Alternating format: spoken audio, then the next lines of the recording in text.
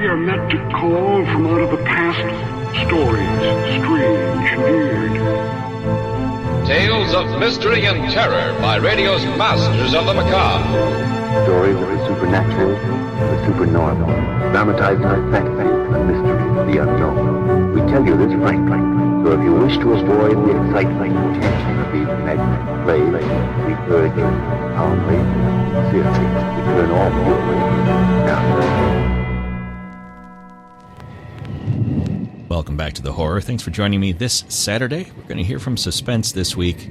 CBS series that debuted in June of 1942, aired for 946 episodes until September of 1962. We'll hear from that final year, the 931st episode. It's titled The Lunatic Hour. This one aired June 17th, 1962. And now, a tale well calculated to keep you in suspense. In a moment, Act One of The Lunatic Hour, starring George Matthews, and written especially for Suspense by John Robert.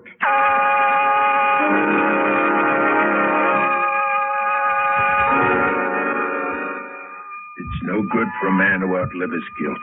No good. Who knows better than me? Tom Morley. Crazy old Tom, they call me. Coyote.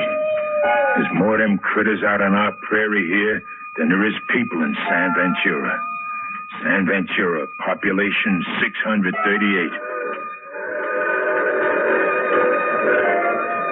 Trains stop in San Ventura only when we signal them. When I signal them. I'm station master here. This time each year, I'm haunted by trains. By one in particular. Yes, crazy Tom Morley's haunted, all right. Because that's what grief and guilt will do to a man. In fact, don't I see a devil risen before me now? Hear him talking to me? So I'm a conjuration, am I? Answer me, Tom. You are only that. I imagine you. And my voice? I'm only hearing myself. You're in bad shape, Tom. Put out your foot. My foot? So I can give you proof that you see what you see. With all my weight. Ow, ow, ow, my foot! Now, am I as real to you as the ache in your foot? I can't stand anymore. We've things to recall together, Tom Morley. What things? Things like you murdering me. Have you forgotten the old 1155? How could I ever forget it? Then say my name. Say it!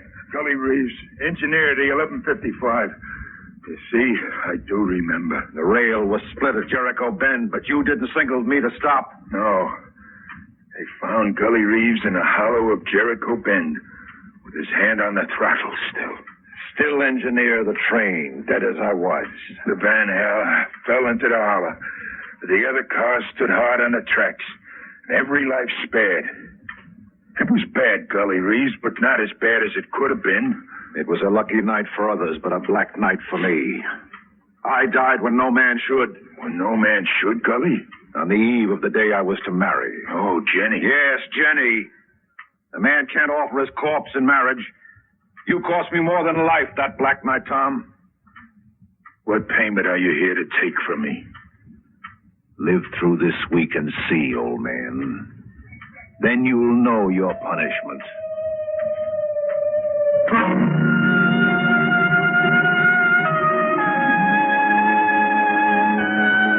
Only a devil's apparition can crush your foot. Gully Reeves, whose death was on my hands. Gully Reeves had come back from the earth, and I had his promise now. By the end of the week, he'd square accounts with me. I'd know my punishment. I had the devil's own promise for that. Live through the week and see. Huh? Open up. It was Will, my stepson, bringing me coffee like every night. Why the locked door, Pop? Against prowlers. Here? That's a joke. You know, the only prowlers around here are stray dogs and coyotes. Well, there's some coffee for you. Oh, I'm going home to bed now. Will, wait. Help me off with my shoe. The left shoe. Oh. Well, foot swelled up again.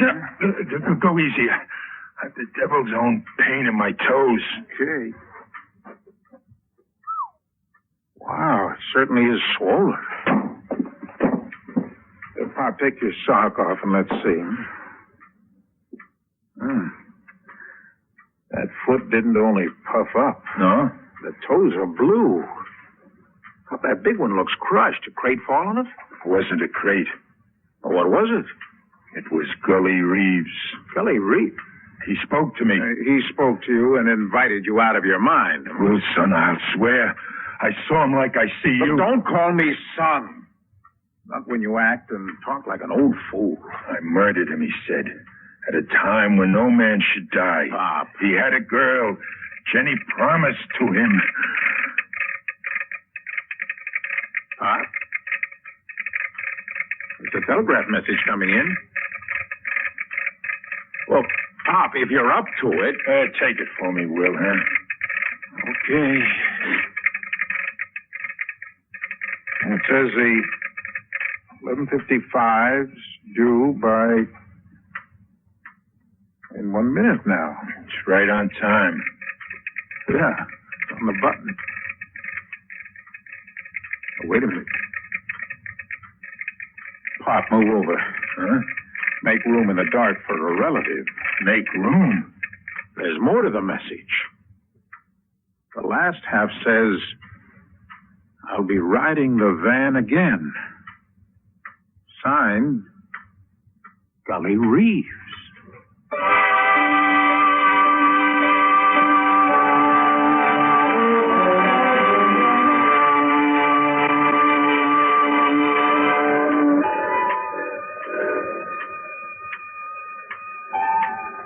The 11:55. Gully rode the 11:55 that night. Shut up, Pop. They found him in a hollow, sealed in his wrecked van, with his hand dead on the throttle. Pop, shut up! Shut up!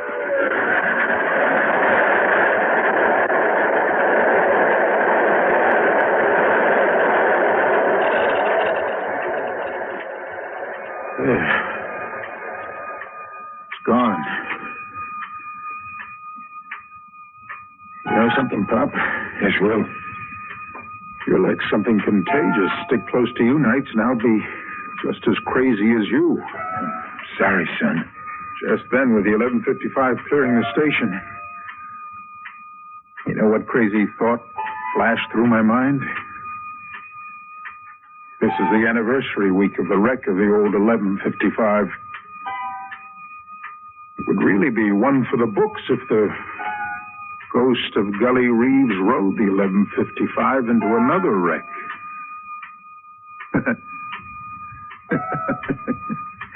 How about that, Pop? I had the same thought.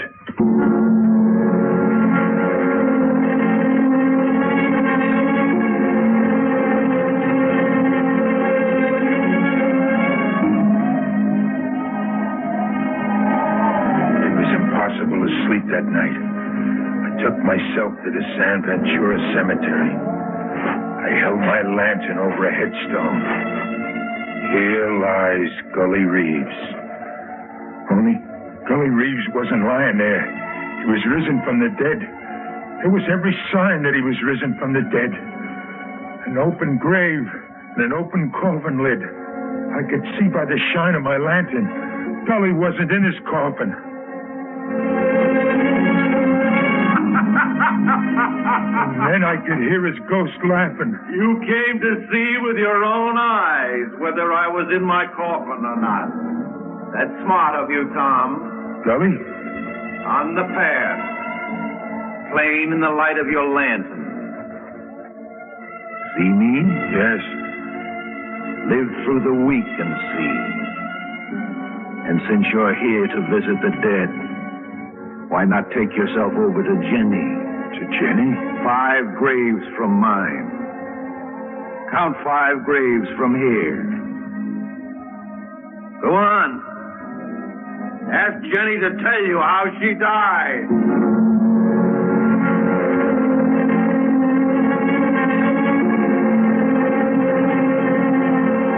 I counted 5 graves from Gully's and stood there, with my mind in the dark and my eyes to the ground.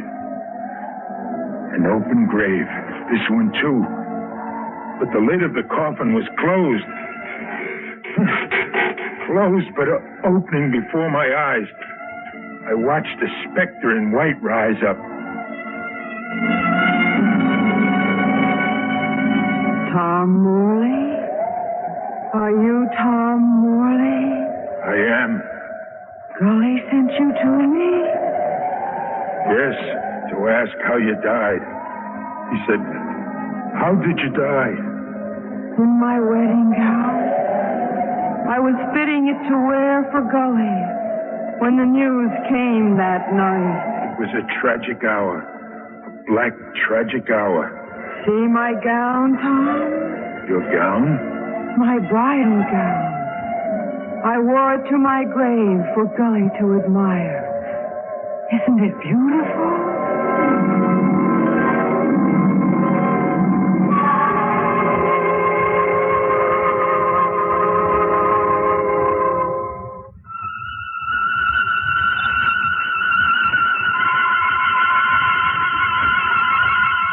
First Gully, then the girl. Jenny herself back from the grave. My neglect buried Jenny. I sent her to doom instead of her wedding, in a gown she was proud of, even in death. And Gully, well, he kept his promises. I knew he'd do. Rode the 11:55 for the anniversary week. And always with a message for me at 11:54, just 1 minute before. I'll ride the van of the 11:55, Tom Morley. Look to the rail at Jericho Bend. Look to the rail. Look to the rail. Gully meant to ride the 11:55 to his death again.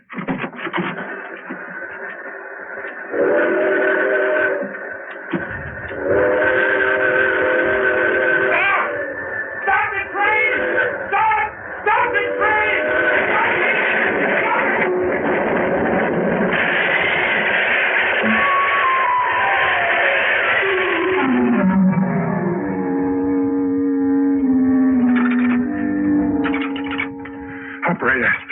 Operator, this is Tom Morley, station master at San Ventura.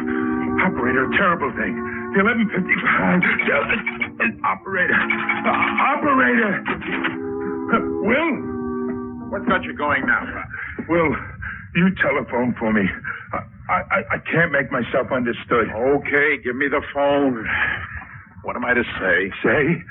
Outside, what you saw. The 11:55 wrecked. Oh, come off it, Pop. Now, who'd be interested in hearing that? Who'd be interested? Will, do you know what you're saying? Pop, you're a maniac. You worked hard at becoming one, and you finally made it. What's all this malarkey about the 11:55? Why, it's a wreck. Gully Reeves, a ghost engineer on a ghost train. Sure, Pop, sure. Look, the wall clock's behind you. You see what time it says? 11:54. It's only 11:54. Right. Here's the 11:55 now. Right on time.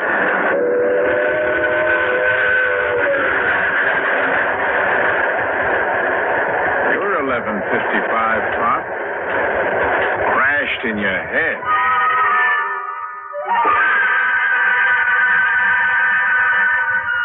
A saner mind than mine. I needed a saner mind than mine to take me in hand, to show me what was real and what was imagined. Mr. McHale, the town supervisor, I pleaded with him and he came back to San Ventura Cemetery. This hallucination, Tom. The engineer Gully Reeves, risen from the grave, and the late Jenny Ives standing up in her coffin. How long has all that been bothering you? 10 years, Mr. McHale. Since the day Gully was killed. Mm-hmm. And the spirit visitations? Oh, only these few nights. This week. This anniversary week. Anniversary? The wreck was 10 years ago this week. Oh, I see. Which of the two graves? Over here is Gully Reeves. This grave. This grave? It says Gully Reeves on the gravestone. I'll hold the lantern to it. Do we see different things, Mr. McHale? Well, I see an open grave. An open grave and an open coffin.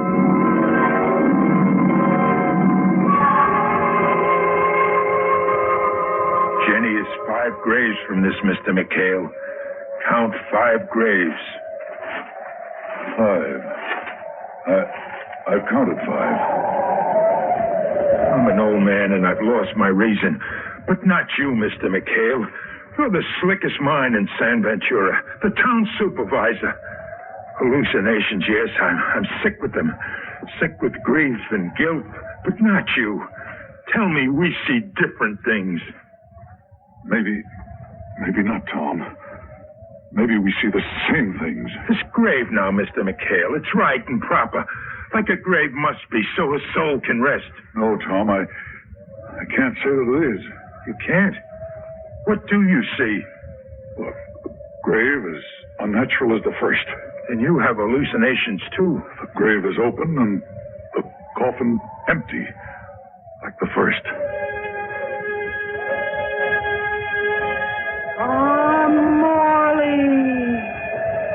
Tom Morley! Is it Jenny calling to you, Tom? You hear it, too? Yes.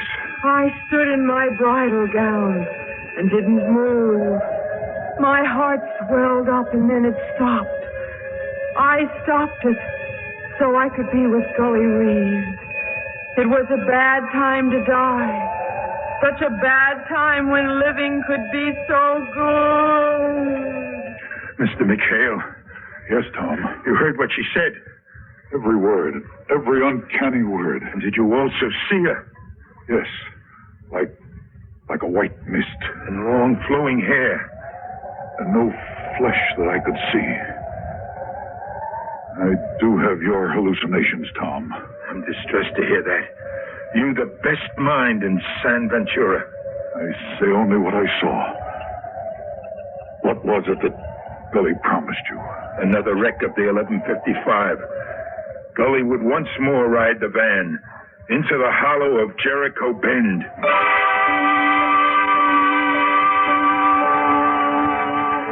In the morning, Mr. McHale put his hallucinations to rest. McHale was such a man. Things had to make sense to him. I ordered an arrest, Tom. The arrest of your stepson, Will. You arrested Will? I'm sure he's behind this and others in with him. Looting graves and dressing up to masquerade as ghosts. Why would Will go against me? To drive you into the madhouse. Even to drive you to your death. I can't believe it. I know, it's a great shock to you, but the boy hates you, Tom.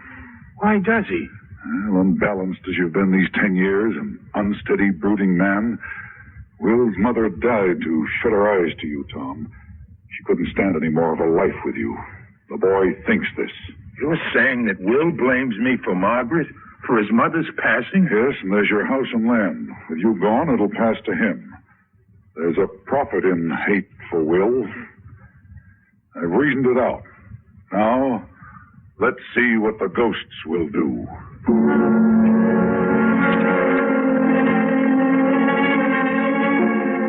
There was a message that night, that last anniversary night.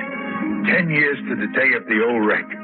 It said, look to the rail at Jericho Bend. This time I would. There would be no negligence this time. I saw what I hadn't seen 10 years before. The rails were split. Once again, the rails were split. Stop the train. I had to stop the train. This time I knew to stop the train. My signal lantern. I waved it high in the air so Gully could see it. High, high. Stop! Stop in the name of mercy! I'd won this time. I'd stopped the train. I'd won.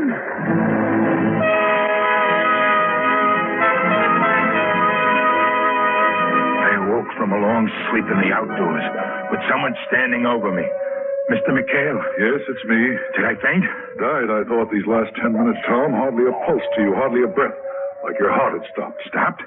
The 1155, Mr. McHale. The 1155. 1155 came and went. Came and went? You signaled it to stop, and it stopped. It's gone now. The train can't wait on an hallucinating old man. But the rail at Jericho Bend, it was split. I saw that with my own eyes. Train took the bend with nothing wrong. But I saw it.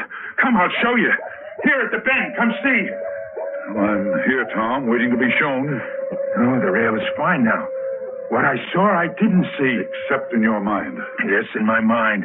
And what I see now, only I see. No? Now what? Even now, I see things the devil directs me to see. I see things invisible to you. What do you think you see now? And the ground there in the hollow, if you have eyes for the dark, Mr. McHale, I see a body, a lonely body in the night. But you don't see the dead, Mr. McHale. It's only for me to see. No, we see the same things again, Tom. A dead man. You see a dead man, too? A dead man, yes. Scully Reeves, dead where he died before. No, Tom, not Gully. We've a strange corpse in this one. A man who died tonight. Tonight? Blood soaked in his clothes and in the dirt. See? And still bleeding. The old dead don't bleed, Tom. And the old dead don't wear police handcuffs. Police handcuffs, you say? See, on his wrists and a bullet hole in his head. See? This one was shot to death.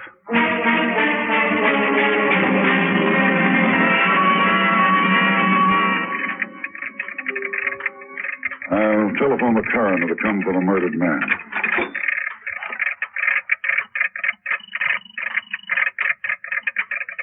Oh, operator. Mr. McHale, wait. Wait with the telephone. It's Gully on the wireless again. Oh, Gully, is it? Let's not go through that again. I'll take the message, Tom. What is the message, Mr. McHale? An awakening. I'm beginning to understand things. And I owe your stepson Will an apology. An apology to Will? Yes, the looting of the graves and all that dressing up to make you see ghosts. It wasn't Will's doing, his scheme against you, as I'd reasoned. Will had nothing to do with it. I was wrong there, dead wrong. The message told you that? No, but I know that now. I put it all together. It was a message from a detective who was on the 1155 tonight. He lost a prisoner he was escorting to the state penitentiary. Chip Stavago, a convicted man. The message says we're to look for a short man, bald, wearing a dark suit, and handcuffs. Handcuffs? That's the murdered man out there. Now listen carefully, Tom. This pair, Floyd Maxson and his girl Sally, they had worked up a scheme to board the 1155 and seize a prisoner being taken to the state pen. One Chip Stavago. Now, they were out to seize Stavago from under the nose of the detective accompanying him. Seize Stavago and murder him. Which they did. Now, is it clear so far? Clear. All right. San Ventura was the place they picked to stop the 1155, climb aboard, and snatch Stavago. You were to stop the train for them, Tom. That's how your hallucinations came about. Now, the killers, Maxson and his girl Sally, were the source of your hallucinations. Now, they obviously knew about you. How you felt about that wreck of 10 years ago, how it preyed on your mind, your sense of personal guilt about it. How they worked on you all this anniversary week when you were most susceptible. They played on your imagination, made you hear voices, see ghosts, all to get you to stop that train tonight. Mr. McHale. Yes, Tom? That story you were telling me about people scheming against my sanity, I'm asking you to tell it to me again. Sure, but not tonight, Tom. Your mind's been burdened enough for one night. Tomorrow, when the anniversary week is over and Gully Reeves isn't in your thoughts. Tomorrow, Tom, we'll go over the whole thing again tomorrow. Suspense. You've been listening to The Lunatic Hour, starring George Matthews, and written especially for Suspense by John Robert. Suspense is produced and directed by Fred Hendrickson. Music supervision by Ethel Huber. Heard in tonight's story were Les Damon, Donald Buca, Rosemary Rice, and Dick Keith. Listen again next week when we bring you With Murder in Mind, written by Erwin Lewis.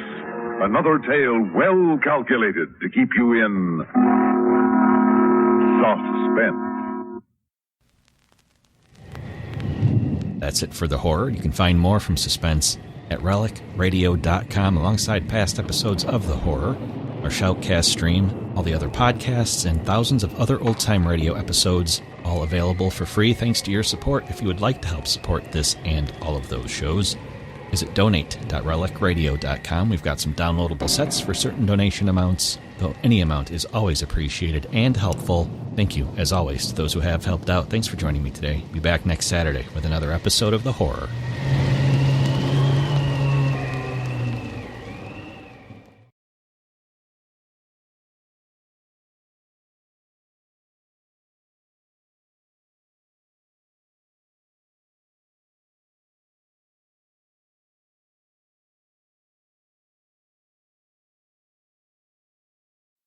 Strange Tales.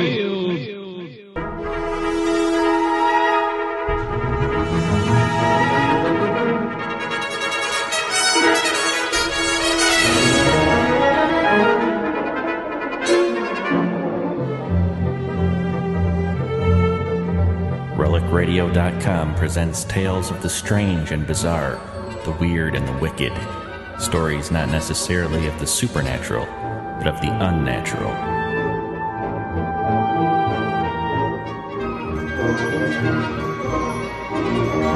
Join us now for Strange Tales, featuring radio drama at its most mysterious and unusual.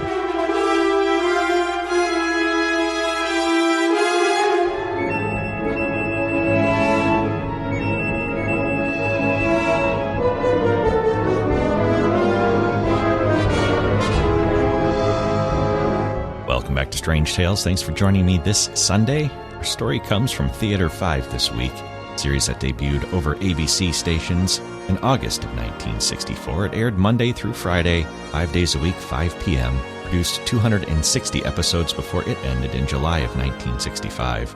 Our story today is from June 10th, 1965. It's titled The Wishing Stone.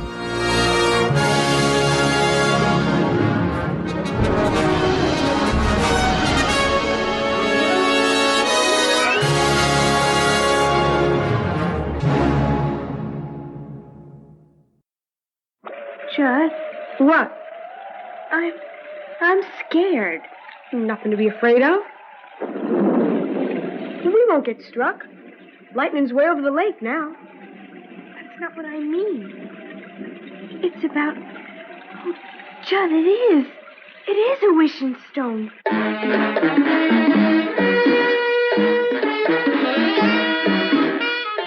Theater 5 presents The Wishing Stone.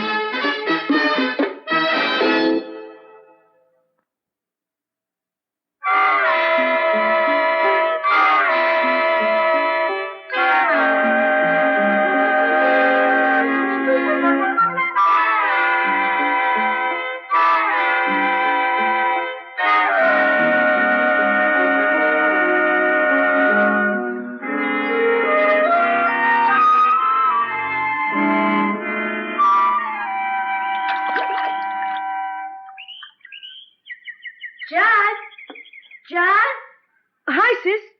What do you want, Jenny? Ma wants you home before it gets dark. What are you doing? Skipping stones. What for? Can't swim in this old lake. Snapping turtles get you. You can't swim anyways. I could cool off if it wasn't for the turtles. But watch this. Wish I could hit one pound his ugly old beak. 10 skips. Wish I could skip like that. It's no good wishing. Why not? 'Cause nothing good comes unless you work for it. That's not so. Wishes can come true. I wish for 11 skips. See? Show me how, Judd. Huh? Show me how. You're too little. I am not. I'm 10. You're only 11. Going on 12. And I'm a boy. So, show me how. Pick a stone. Flat.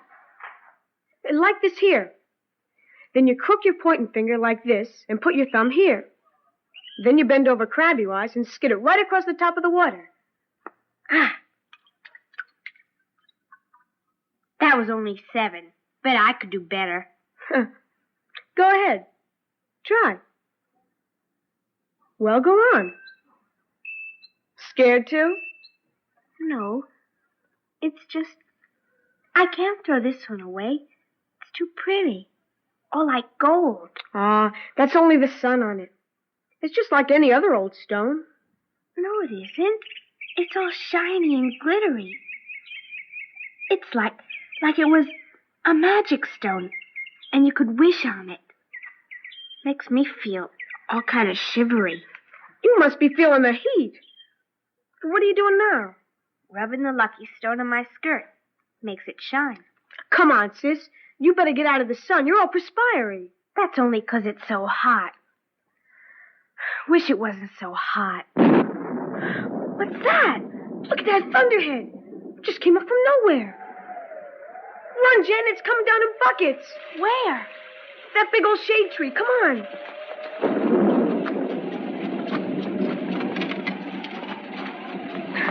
Boy, I'm wet all over. Me too. Feels good. First time I've been cool this week. Judd.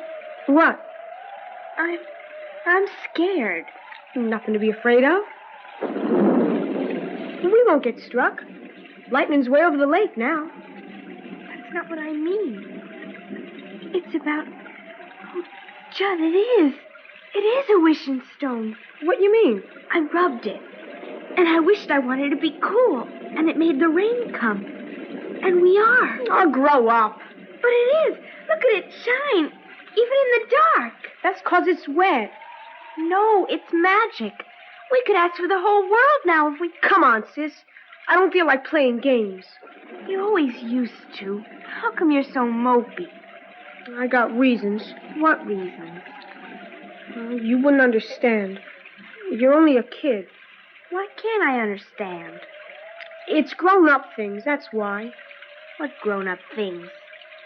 All right, if you want to be nosy. It's Ma and Pop.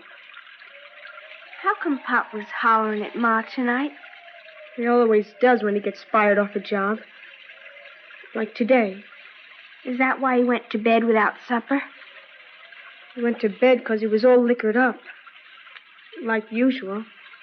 He didn't have to hit Ma. He don't have to do nothing, he does. Spoiling everything for everyone. He's no good. You shouldn't say that about Pop. It's the truth.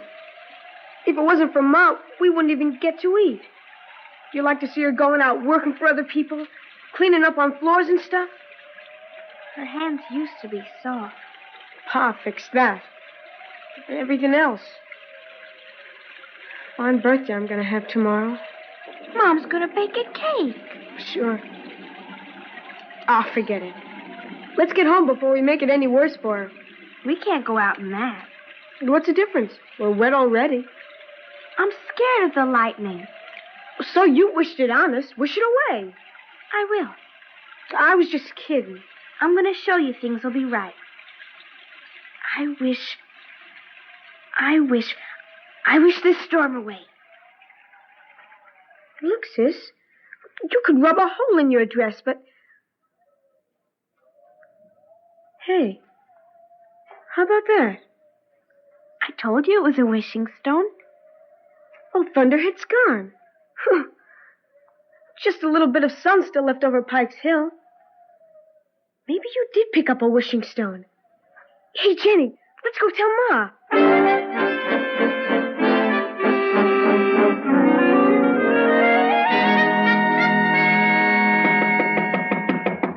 Who is it? Oh, hello, Jim. Hi, Helen. Come in, come in. Well, what are you doing out in this cloudburst without a raincoat? It came out of nowhere. I might know any time I see that brother of mine I'm steering for trouble. Caught me halfway, and there was no sense of turning back. Oh, you're soaked. Here, I'll get you some coffee. No, don't bother. I'll have 2 minutes business with Al, and then I'll go home and change. Well, you can't see him. He's not home? Oh, he's home. Asleep. Passed out? Yeah. Fine. Anything I can do? Helen, where are the children? We had a little trouble here tonight. Huh? Judd took off for the lake. I sent Jenny down to bring him home. What do you mean, trouble? Oh, there's no sense in hiding it from family. Al got fired again. Took it out on us. I see. What did you want to see him about? Well, you said it, Helen. There's no sense in hiding anything from the family. This is an emergency. Sal's insurance. His life insurance? Yes, he's way behind on payments. Oh. I helped him all I could at the bank. I even carried him myself for the last 5 months. And I can't anymore. I just haven't got the money. How much does he owe? $45.86. When is it due? Tomorrow. He swore up and down he'd have it for me tonight. Well, if he had it, he drank it up. He came home with $2.05 in his pocket. Yes, I've even stooped that low. After I got him to bed, I emptied his pockets. Huh? Helen, I'd pay it if I could, but I can't. If it isn't paid, Helen, he'll lose the policy. And the way he is, he'll never get another one. Jim, I can't do it. I've tried to hold this home together for the children and for Al. Yes. But he's got me defeated. I can work for them, but I can't protect him. And I don't want to anymore. I don't blame you, Helen. He's my brother. But I tell you the God's own truth. He's wrecking us all. We'd all be better off if he was gone. Oh.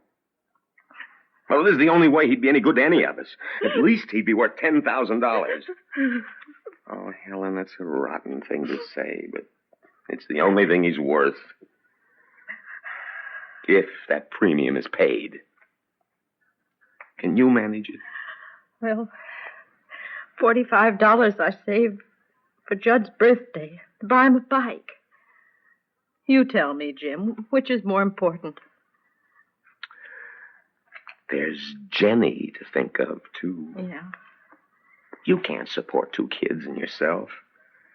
Al works sometimes, but if anything happened to him... All right, Jim. No bike for Judd. Okay, I'll get you the money. Ma, guess what? Oh, hi, Uncle Jim. Hi, Jenny. Judd. Hi, Nunk. We found a lucky stone, and we can wish anything we want. Oh, that's nice, dear, but it's bedtime now. You better start getting ready. But don't you want to hear? Tomorrow, dear. Uncle Jim and I have business now, Jim. Come with me. Oh, sure. I'll see you around, kids. They wouldn't even listen. Grown-ups don't believe easy. But you could have explained. Jenny. Sis, maybe I don't quite believe all the way either. All right, I'll show you. What do you want most for your whole birthday? It doesn't matter so much. But just if you had your druthers. Oh, I don't know. I guess maybe no school. I want to be here. So look, I'm rubbing this stone. I wish no school tomorrow. Forget it, sis. That's no wishing stone. Look at it in the real light. I do. It's all sparkly gold. No, it isn't. Just pyrite. What's pyrite? Just a piece of plain old rock. They call it fool's gold.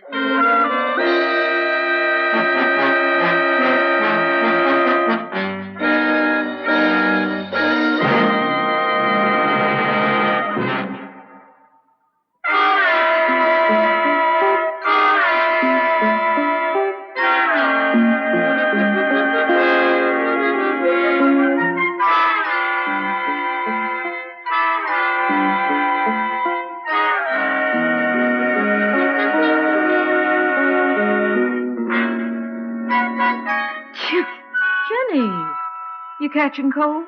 No, Ma. And just the same, after that soaking last night, you go get your slicker out and take it to school in case it rains again today. I don't need it, Ma. I'll check the weather on the radio. Do what Ma says, Jenny. I don't have to. Won't be any school. Why not? Last night I wished there wouldn't be. Oh, Jenny, wake up. There's no such thing as a wishing stone. But the combined fire departments of 4 counties failed to stem the roaring fire triggered by the freak storm last night, and the schoolhouse remains a mass of smoking ruin. Bad news for the taxpayers, but I can guess, bright news for the younger generation. No school today, so to all residents of... I wished it. That's your first birthday present. Burned down. Well, what do you think of that? No school today. I knew there wouldn't be. What do you mean you knew? I wished it. You what? She didn't wish the school burned down. She just wished that, well, it was my birthday, so she rubbed the stone and said, no school today. The magic stone, like I told you last night. Jenny, I have no time for games. I've got to catch my bus to work. If there's no school, what am I going to do with you kids? We'll be all right, Ma. I don't like to leave you here, Judd, with your father. I'll take Jenny down to the lake. We can go fishing. All right. I'll give you some money so you can get a picnic lunch at the hot dog stand. We don't need any money. All I have to do... Quiet, sis. We only need $1. You're a good boy, Judd. What did I do without you? And what kind of a birthday are we making for you? I don't mind, Ma. Long as you're happy. You're a good boy, Judd. Now listen, Jenny. You stick by Judd till I get home. Will we have cake and presents and everything? Baby, please, you've got to understand that, well, things are a little mixed up and... Sis, can't you get it through your nut? There's not going to be a birthday. Why not? All I gotta do is rub the stone. Will you just stop dreaming and grow up like me? We can't wish away what we are. You can thank Pop for that. You can thank me for what? Oh, I thought you were still asleep, Al. Who can sleep around here? Everybody yakking? Thank me for what? If you kids are going to the lake, you'd better run along now. Wait a minute. What about school? We don't have to go, Pop. It burned down. I wished it. You what? It's just a game. Now run along, kids. You gonna be all right, Ma? What's that crack mean? You leave him alone, Al. Haven't you done enough to ruin this day for him? Go on, kids. But I haven't told Pop about I'll it. tell him, dear. But I want to be... Come on, sis. Let's you and me go fishing. Okay, but you'll have to bait the hook. I don't like those creepy old worms that you have. What did she want to tell me? Oh, it's just some nonsense about a magic stone she found yesterday. What kind of stone? A piece of mica or something. She thinks if she rubs it, like Aladdin's lamp, anything she wishes comes true. I could use something like that. And nothing good comes by wishing. You gotta work for it. Oh, climb out of the pulpit. I don't feel like a lecture this morning. I can imagine. Want some coffee? No, I want a drink. Well, that's one thing I can't provide. I'll get it. Where's the $2 I had left? I took it. I know. Hand it over. I would if you'd use it for what you should. What's that? You know where Judd's bike money had to go. He ought to have some kind of present. Or have you forgotten it's his birthday? You let me handle that. Now give me the dough. I've got to get to work. Al, I don't like the kids being alone all day out of school. Will you stay with them? Sure. Your bus is coming. Oh, well, all right, then here's the money. And get him something for his birthday. Try and give the kids a nice day. Sure. If you don't, Hal, if you let us all down again, we're through. There's nothing left for us.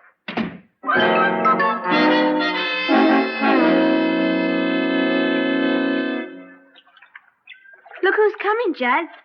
Hi, Pop. Hey, Jenny.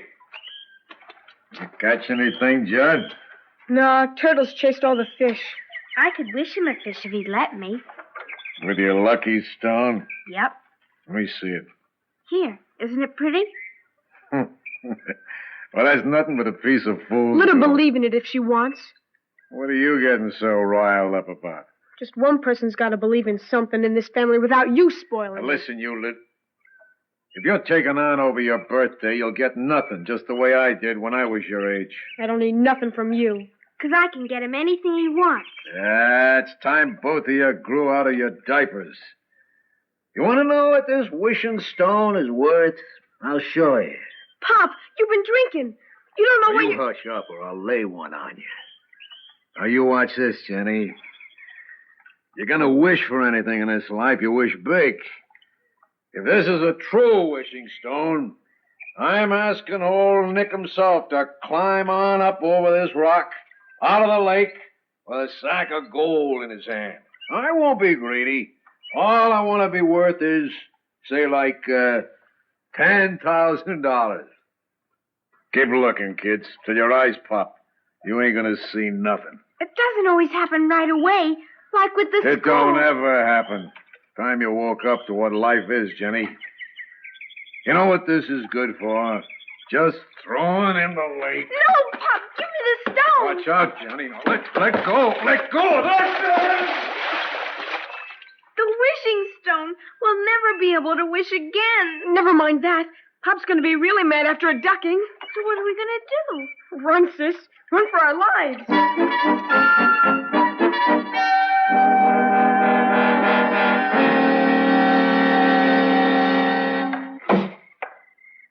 Kids in bed, Helen. Yes, Jim. I thought you'd gone. I thought I had to wait. They know about Al. Oh, it's time enough to tell them tomorrow. How could he? How could he drown in just a few feet of water? He was drunk. He could have hit his head when he fell. And there were the turtles. Oh, don't. I've wanted him out of our lives so often, but not this way. Not like this. Now where do we go? You're better off, Helen. He was dragging all of us down with him. And there is the insurance. $10,000. My brother wasn't worth a nickel. It's the best any of us could have wished for. The children must never know about it, especially Jenny. Because of the wishing stuff? Yes. Oh, I know it's coincidence, but I wouldn't want her to feel any blame. Well, how could she? Al took the stone with him. What happened? He wished it on himself.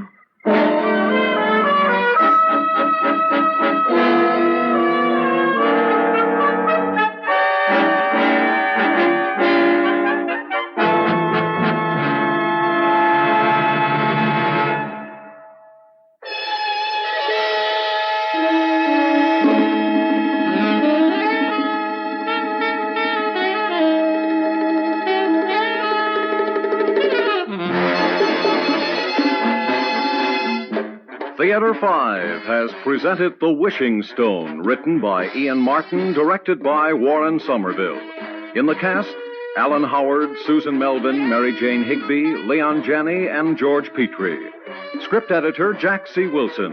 Original music by Alexander Vlastotsenko. Orchestra under the direction of Glenn Osser. Executive producer for Theater 5, Mr. Lee Bowman. We invite your comments. Write to Theater 5, New York 23, New York.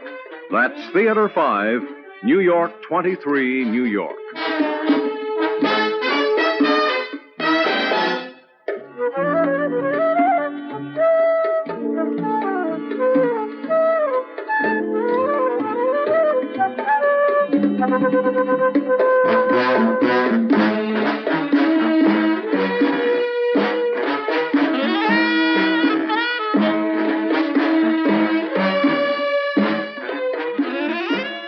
This is Fred Foy speaking.